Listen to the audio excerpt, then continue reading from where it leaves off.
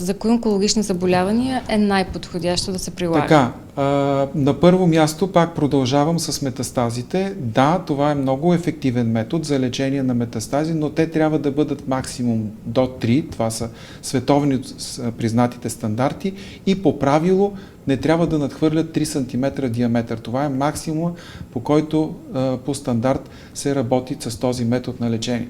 Освен метастатичните промени, свързани с ликвидирано най-често вече по оперативен начин онкологично заболяване, може да се лекуват първични онкологични заболявания, най-вече тумори на белия и черния дроб, които също са с малки размери, доброкачествени и злокачествени тумори на мозъка, също с определените размери, като вече има и допълнителни изисквания. Това, което искам да кажа е, че методът е изключително ефективен при пациенти с доброкачествени заболявания на хипофизата.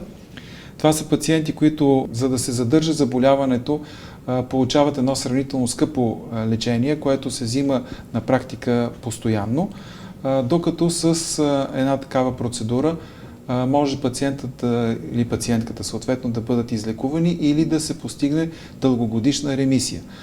Лекуват се други доброкачествени заболявания на мозъчните обвивки, на периферните нерви, черепно-мозъчни, няма да влизам в подробности, като резултатите от лечението са абсолютно еквивалентни с хирургичното лечение, а в някои случаи тези заболявания са разположени на места, които са труднодостъпни за операция, а лъчите минават навсякъде и могат да достигнат безпрепятствено до тях. А за такива разпространени онкологични заболявания, като рак на гърдата, на простатата, такъв тип? При гърдата възможно е да се прави, но не е като метод на избор, не е най-важното лечение. Там има други неща, които са приоритет и основното лечение там е оперативното в комбинация с облъчване, химио- и хормонотерапия, там когато е необходимо. Изключително точни са преценките, има и изключително прецизни изисквания, както и от здравната каса, така че мога много отговорно да заявя, че в 90, може би 8,9% от случаите пациентите се лекуват еднакво или почти еднакво в цялата страна. За простатата има страшно много видове за лечение.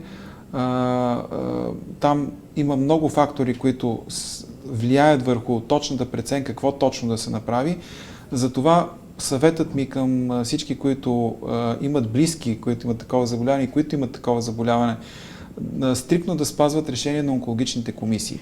Това са не случайно задължителни комисии, през които минават пациентите, защото там участват хора от различни специалности и всеки пациент се взима индивидуално решение, като се взимат всички фактори, които са важни за него.